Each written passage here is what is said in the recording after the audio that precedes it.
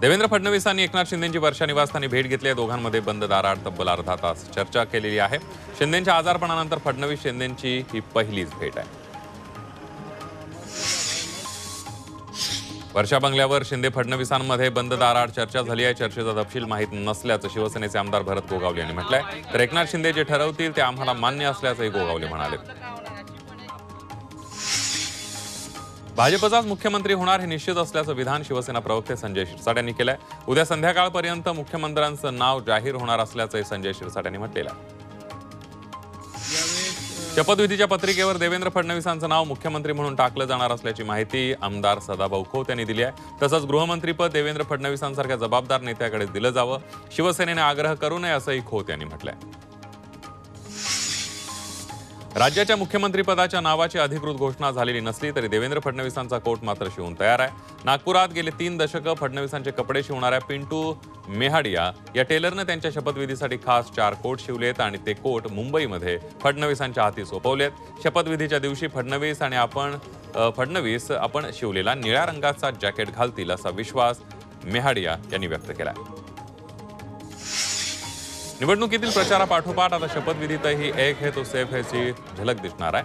महायुतीच्या शपथविधी सोहळ्यामध्ये 10,000 कार्यकर्ते एक है तो सेफ हैचा आशयाचा मजकूर असलेले टी-शर्ट परिधान करणार।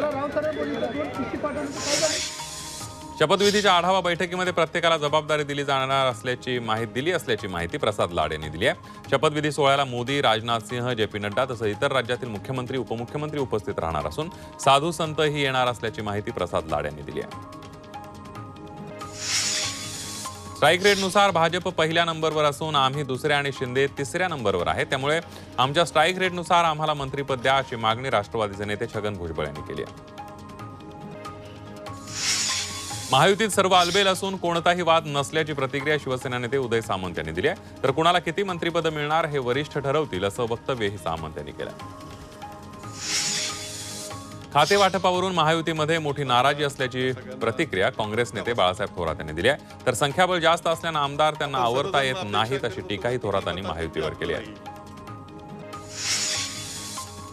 शिवसेनेचे आमदार तानाजी सावंत यांना पुन्हा मंत्रिपद मिळावं या मागणीसाठी धाराशिवच्या भूम तालुक्यातील वांगी गावच्या ग्रामस्थांनी पायामध्ये चप्पल न घालण्याचा पण केलाय। तानाजी सावंतांना मंत्री कराच असा पण गावकऱ्यांनी केलाय।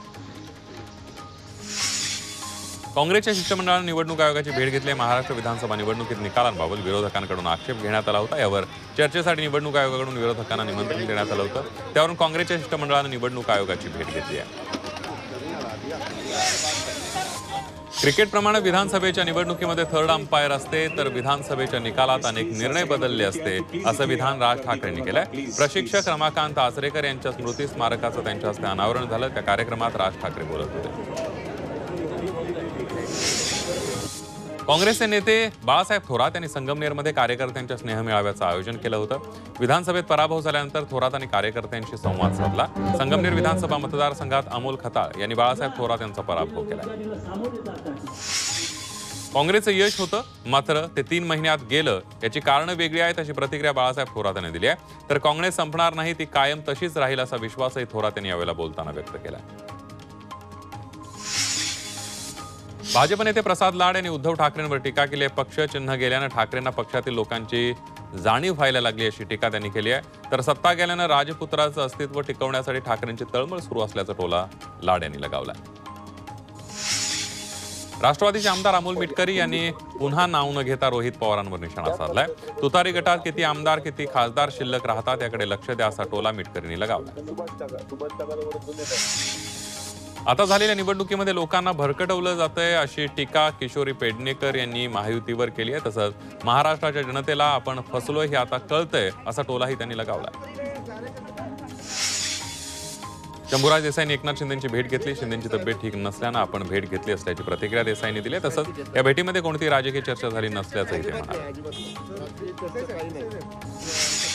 जागतिक दिव्यांग दिनानिमित्त अमरावतीमध्ये जिल्हा परिषदेनं दिव्यांग विद्यार्थ्यांची रॅली काढली। यामध्ये 13 दिव्यांग शाळेतील विद्यार्थ्यांनी सहभाग नोंदवला। दरम्यान त्यांनी विविध वेशभूषा साकारल्या। दरम्यान अमरावतीचे जिल्हाधिकारी सौरभ कटियार आणि जिल्हा परिषदेच्या मुख्य कार्यकारी अधिकारी संचित मोहपात्रा उपस्थित होते।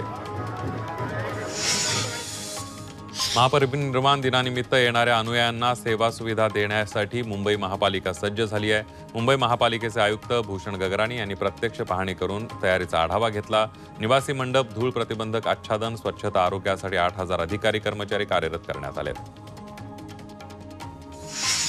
6 डिसेंबर रोजी होणाऱ्या महापरिनिर्वाण दिनाच्या तयारीचा आढावा घेण्यासाठी आज वर्षा बंगल्यावर बैठक पार पडली. या बैठकीत काळजीवाहू मुख्यमंत्री एकनाथ शिंदे, देवेंद्र फडणवीस, मुंबई महापालिका आयुक्त भूषण गगराणी उपस्थित होते. महापरिनिर्वाण दिनाच्या तयारीत कोणतीही कमतरता जाणवू नये असे निर्देश शिंदेंनी बैठकीत दिले.